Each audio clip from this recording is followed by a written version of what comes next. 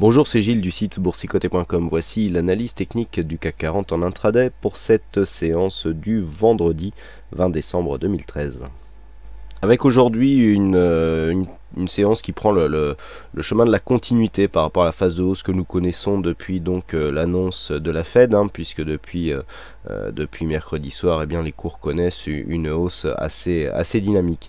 Alors, cette hausse fait suite à plusieurs signaux qui étaient apparus précédemment, que nous avions déjà analysé en intraday, à savoir ici cette double dynamique, avec première dynamique baissière primaire ici, qui impulse le mouvement, enfin qui impulse la dynamique et qui crée le mouvement donc baissier, avec une deuxième dynamique ici qui dans un second temps vient bien confirmer avec l'inscription d'un point bas de retournement. Ce point bas de retournement avait été mis en évidence suite à la cassure haussière qui avait été commenté sur les analyses intraday. Donc nous avions eu ici la cassure avec retour ici sur cette ancienne résistance qui devenait support. On voit des petits enfoncements ici sans incidence sur la suite. Donc ici on était venu valider ici un contact point haut. J'avais dit qu'il fallait valider avec une cassure de cette zone.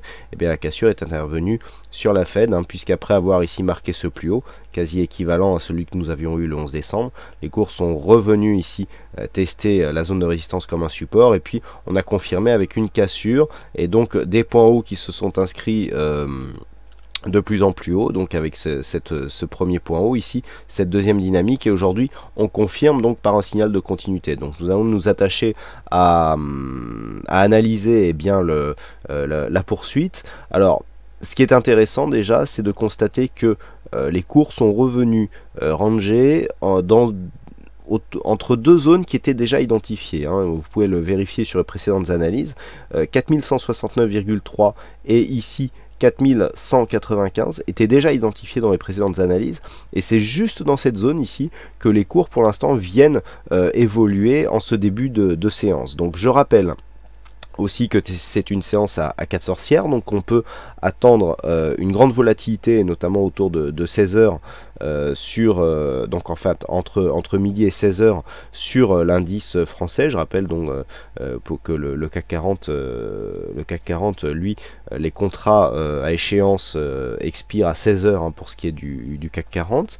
Alors pour l'instant, les cours se situent bien entre 4169 et 4195, ça se joue quasiment au point près, sauf une petite attaque que nous avons ici qui ne correspond qu'à un contact ici sur la moyenne mobile 50.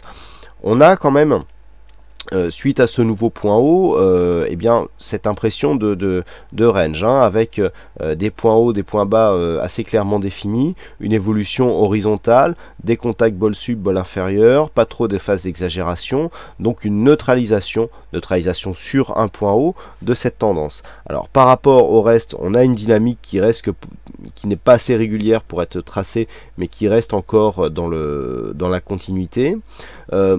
Les seules choses donc qu'il faudra surveiller, il est aussi un peu trop tôt pour tracer des Fibonacci sur cette dynamique, de fait si on ne sait pas ici si ce point haut sera réellement un point haut significatif. Donc il faut pour l'instant s'en tenir aux zones horizontales. Donc zone horizontale, nous avons dans un premier temps donc la zone des 4169 points. Si cette zone était cassée, on pourra avoir donc un début de consolidation en direction des 4142 points. 4142 points qui a bien joué ici sur cette phase de hausse, puisqu'on le voit ici sur cette bougie où il y a eu, certains disent manipulation, je dirais beaucoup d'hésitation. Juste après donc l'annonce de la Fed, c'est la bougie de 20h, donc il n'y a pas de hasard. Un contact ici qui est venu comme par hasard se terminer sur les 4142 avant de redescendre. Ensuite on a confirmé, on a eu ici un léger enfoncement, mais on a confirmé aussi. Donc un point haut ici qui s'est transformé en point bas, donc ce point bas est réellement significatif. S'il y avait une cassure des 4169, il faudrait viser cet objectif donc à 4142 points. Ça c'est le premier objectif. Sous 4142 points, on commencerait à bien affaiblir ici la dynamique haussière qui est en cours, avec une possibilité de retournement. Si les cours repassent ici au-dessus des 4195 points, et bien là ce sont des objectifs moyen terme qui vont s'ouvrir, puisque nous attendons toujours ici un retour sous des zones moyen terme. Alors nous avons en intraday donc des possibilités à 4208, 217, 227 et 234. Ce sont des zones intermédiaires, mais la zone zone majeure, c'est bien sûr la zone des 4234 points. Sur la cassure de cette zone, eh bien la prochaine... et je dirais que le prochain objectif intéressant sera l'objectif des 4234 points. Donc on le sait, les séances à 4 sorcières sont souvent des séances très volatiles.